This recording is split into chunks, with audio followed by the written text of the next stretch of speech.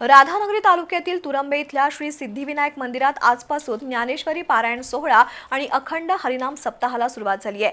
पुढील 8 दिवस विविध धार्मिक कार्यक्रमांचा सुंदर संगम या ठिकाणी पाहायला मिळणार आहे। भजन, कीर्तन, हरिजागर तसंच गणेश पुराण कथासार अशा श्रद्धा भक्तीने भारलेल्या उपक्रमांचं आयोजन करण्यात आलंय।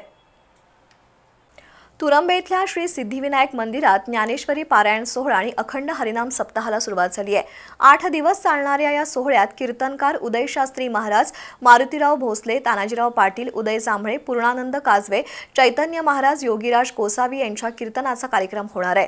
तर आळंदी इथल्या रोहित सावंत महाराज यांचं गणेश पुराण कथासार ज्ञान यज्ञ होणार आहे।